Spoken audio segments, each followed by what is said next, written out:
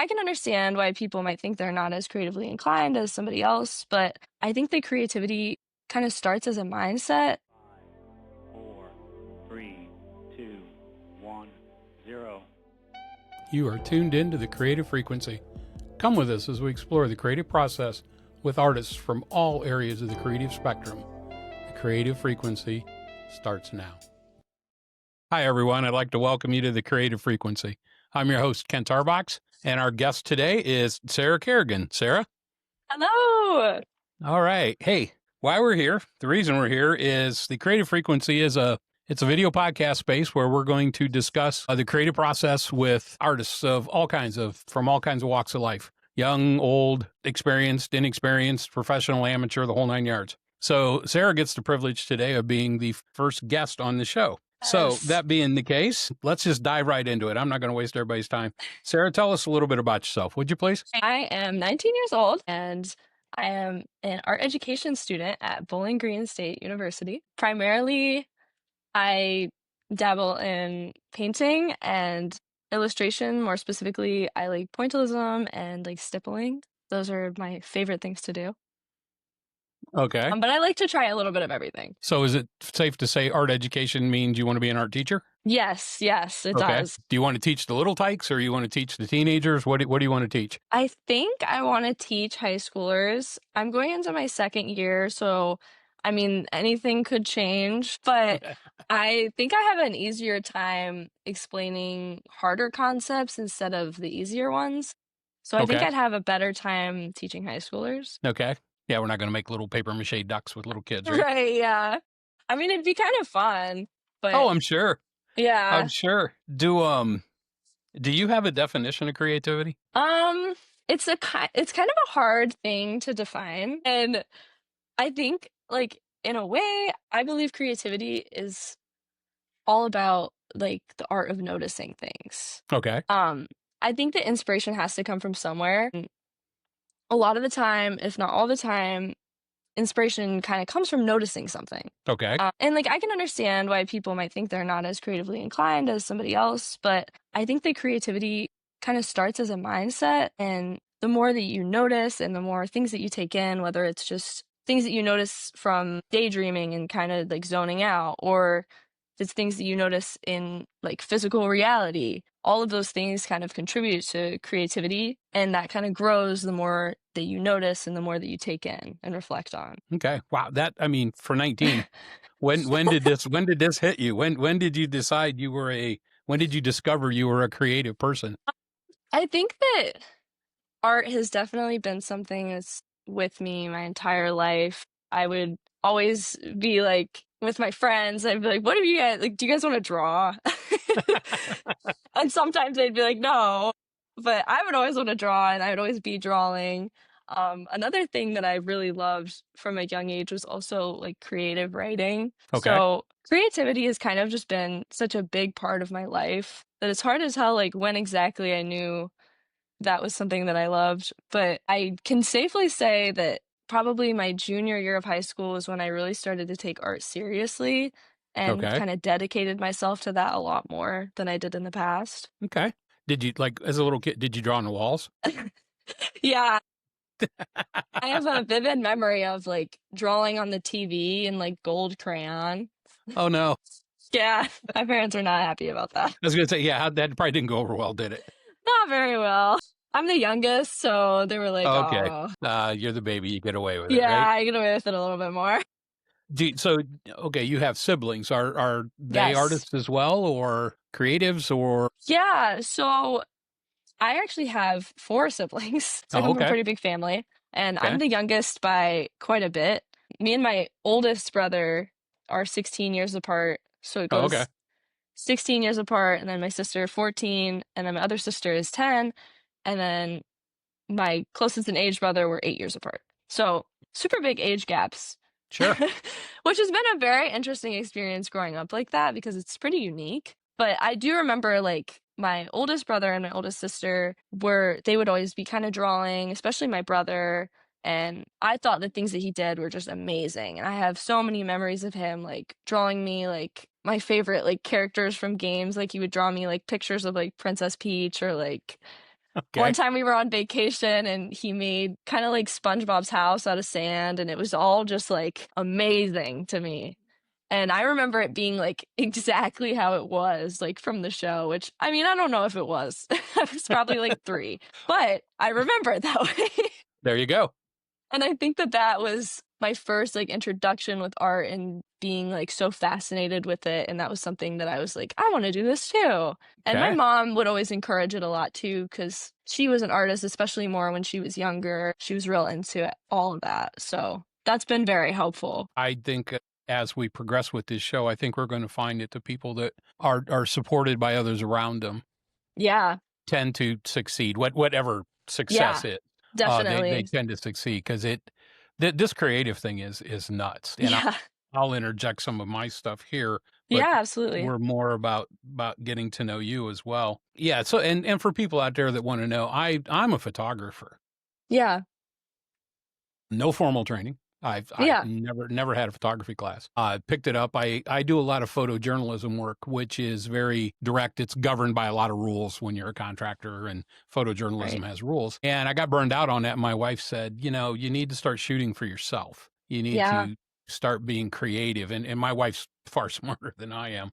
And she was right. But I'm 64 years old, and it took me, I'm going to say, just within the last 5 or 6 years myself to even call myself an artist Yeah. and to really start exploring creativity. So at your age, and yeah, you got a jump start, and I think that's great. I tell people I'm at this age, I still don't know what I want to do when I grow up. So Yeah. it's all an experience. For sure. Let's move into inspiration for a minute here, or a couple of minutes. My Yeah. outline says 10. Let's see if we can talk for 10 minutes here. Is there a place or something where you find inspiration for art, where when you're doing something, what hits you? I gain inspiration from a lot of different places, and I think that's one really crazy and beautiful thing about inspiration and creativity is sometimes it just like comes out of nowhere. And I think that that's awesome. But I mean, you can't rely on that all the time. In the meantime, I'm someone who's just I love nature. I could sit outside looking at different kinds of leaves like all day and just staring at them because the patterns and just the intricacy of everything outside just fascinates me. And it's so inspiring and there's really nothing like it.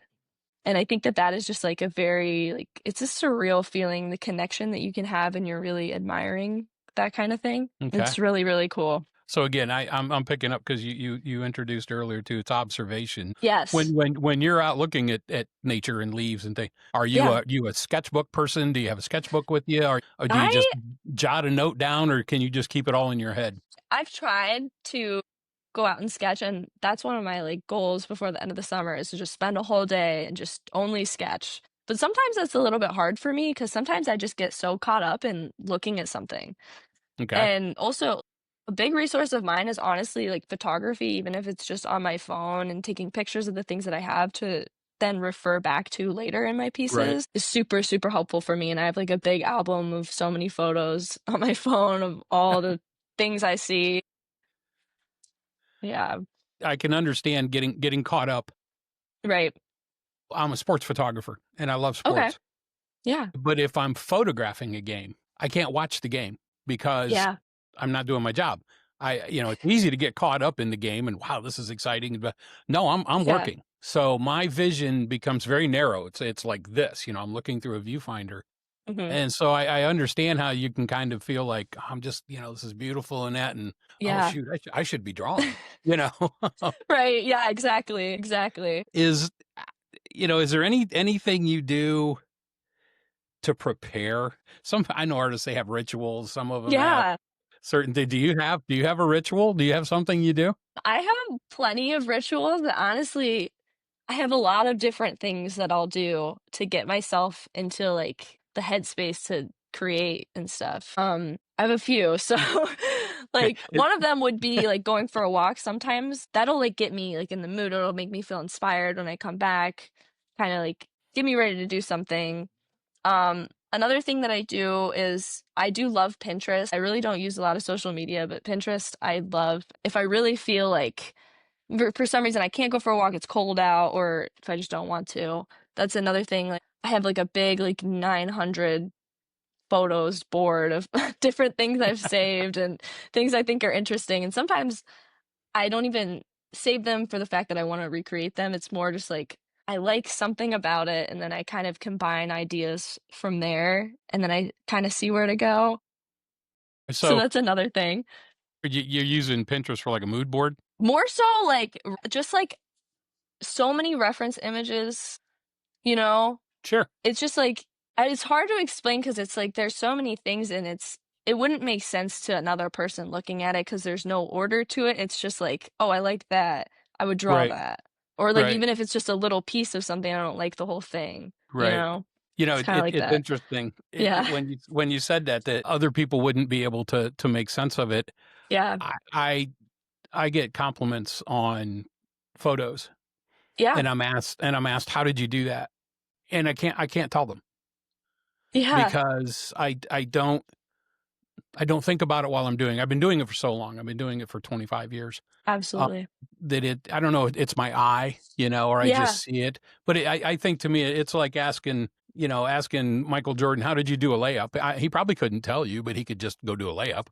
Yeah. And Yeah. when you have to explain yourself to people, sometimes that gets difficult.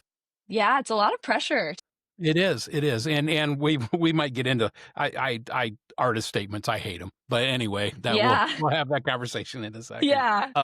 Yeah, I like that. Again, Yeah. it comes from everywhere. It sounds like you're much more engaged externally. You like to go outside. You're out. You Yeah. like to be out and about Yeah. as opposed to, because is it safe to say sometimes that a creative life, especially if you paint and that, can be very Right. solitary? Absolutely. There's many, many times that I am like in here painting for God knows how long. It's like I don't remember the last time I saw somebody. Right. Yeah, it can definitely be like that. So when I can go out and find that inspiration, it's really nice because it's like a preparation for when I'm gonna have to hunker down and just focus. Now, when you hunker down and focus and you're in there, do you have a go-to jam playing in the background? Or are you a music person while you're Yeah, creating? Are you? honestly, lately it's been different with what I'm doing. If I'm doing like a stippling piece, I like to listen to a lot of like heavy metal or something like with a lot of energy. It gets Stippling really with Metallica? intense. Yes, like exactly, like very intense. Okay. Um and it'll get so I tend to work on my pieces obsessively. Like it'll be like 10 hours of me doing something. And so, you can only listen to music for so long. So eventually Right. sometimes I'll transition away and put on a movie or put on a show. But like I found with painting, I like to listen to more like gentle and melodic music or I will just watch movies. So it's weird because it's different with what I'm doing, Right. but I definitely have to have something going on because I will drive myself insane if I was like doing nothing else. Have you committed to have you painted for like 10 hours straight? I've painted for easily like 16 hours straight. Really? Yeah, I get intensely into my artwork. Stippling is one that is really hard because I'll go at it for as long as I can until my wrist like stops working because it's just Okay. dots over and over again. And there's been times I've like put on a wrist splint. There's been times I like sit there like with my arm out for like 10 minutes and I'm like, okay, okay, I can go again. Okay. And just like keep going until I can't. Especially when I was at school with painting, I would spend all day, every day in there, especially towards the end of the semester when it was coming down to the wire with those deadlines. It was like that was all I would do. I Right. would paint all day and have an energy drink and I would just go. I'm I'm thinking if I tried to do anything for 16 hours, I'd have to stop, take a nap somewhere. But Yeah. I'm old. Yeah. No, the naps are important or Okay. getting up to like go eat somewhere else and then come back. Breaks are Right. definitely a big part, but I can go for usually if I'm like really focused, I can usually go for 5 or 6 hours without a break. Okay. Just depending. It depends on what I'm doing, for sure. Well, that kind of maybe leads us into the next, and that's kind of a nice lead into this. Yeah. So you're really we've talking about all this. Man, I'm on a buzz, right? I'm doing 16 hours. I'm Right. slinging down Right. Red Bulls. I'm inspired and everything. And Yeah. then wham, here comes the roadblock, right? Yeah. Yeah. What are some common roadblocks for you to, is it blank canvas? Is it, I don't know what to do? Yeah. What's some roadblocks you've encountered? Lately, I have had this big piece I've been working on for a few months. It's like 14 by 24, but it's almost all stippling, which is quite big. And I've had this piece for a long time, kind of going, I think since April. And it's been like on and off working on it. And that's the piece I faced, I think, the most roadblocks with out of any piece I've done. Excuse me. Oh, you're okay. It's just been so when I go into surrealism pieces, sometimes I let it happen as it happens, and I start with one section and I kind of let the rest develop around it.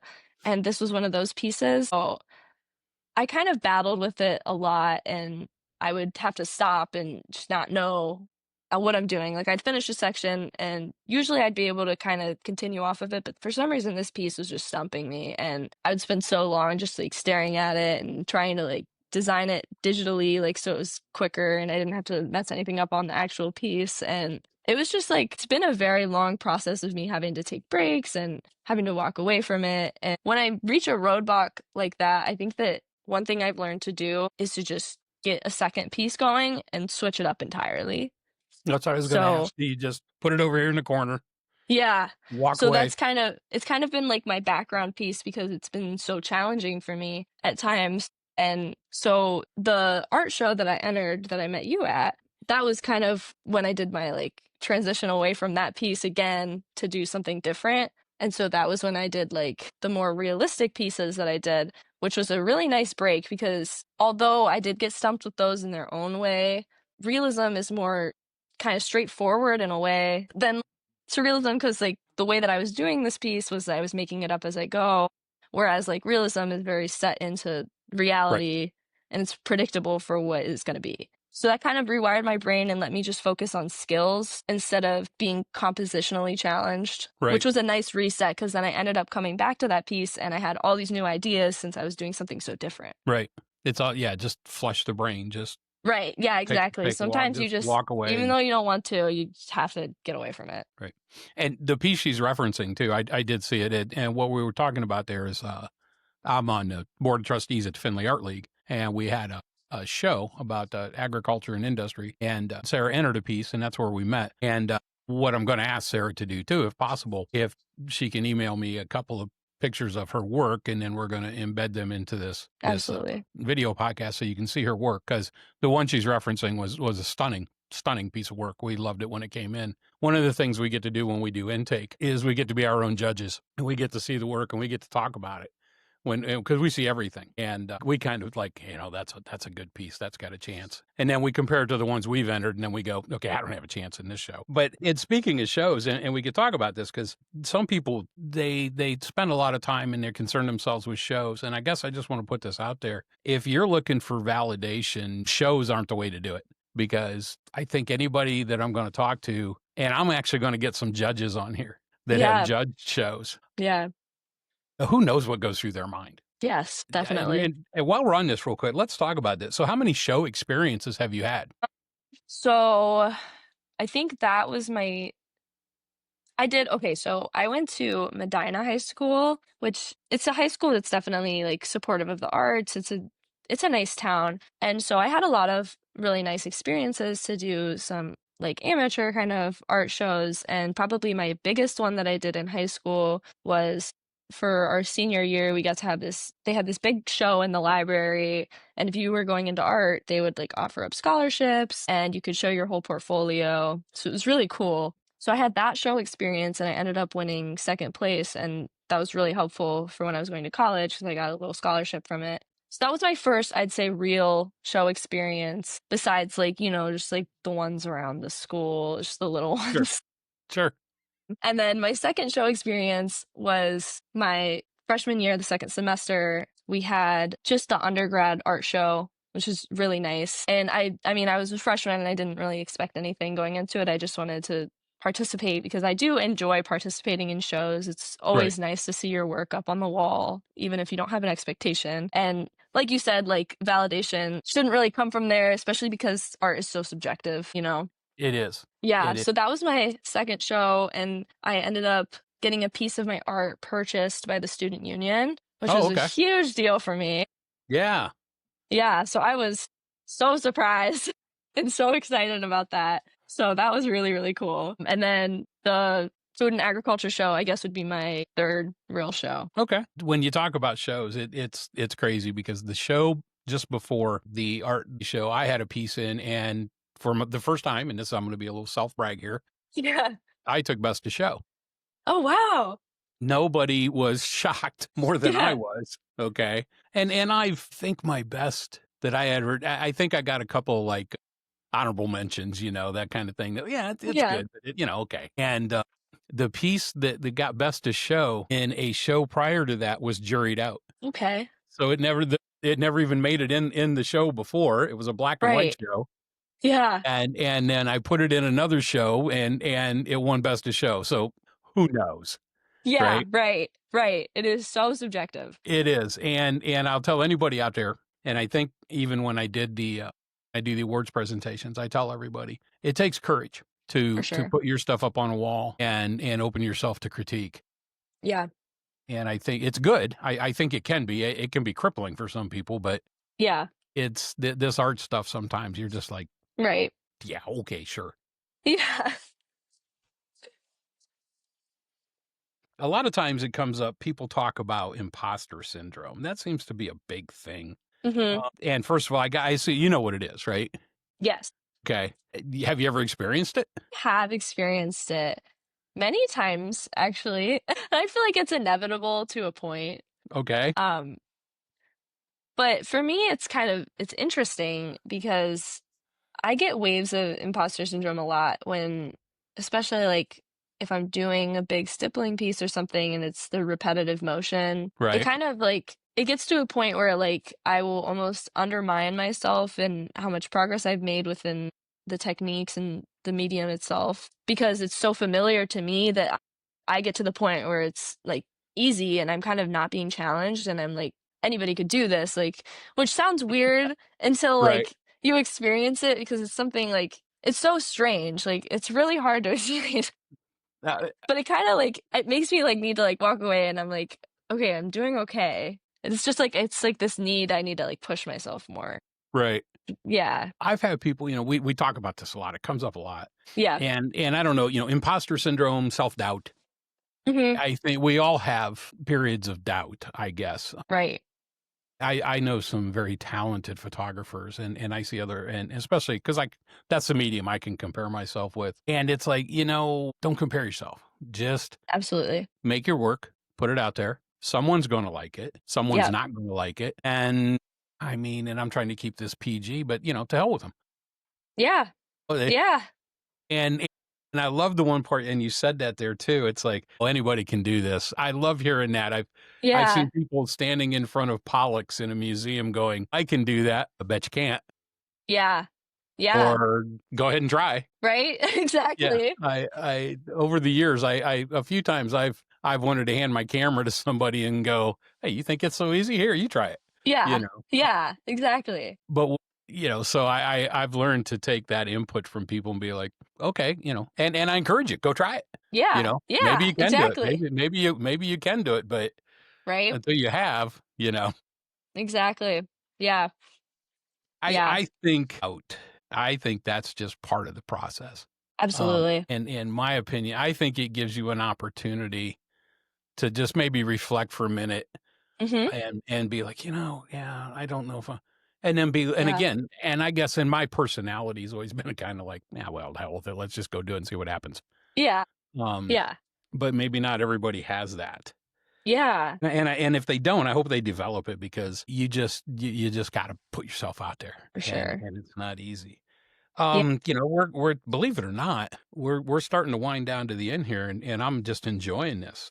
Oh, wow. Yeah. It's So awesome. if there's a challenge to a creative process that Mhm. seems to be repetitive, do you have that, or do you just not worry about it? Do you just, hey, if it hits, let me ask you, Yeah. let me rephrase that question. Okay. Maybe this is a better question. Do you have a time where you just don't want to be creative? You just want to scroll through Netflix for an afternoon and just not look at a canvas? It comes and goes. Okay. Honestly, I found that I was noticing social media was becoming a distraction to me, and so I started, like, completely like, I was like, "Creativity is what I'm passionate about, and this is what I wanna be spending my time doing." Right.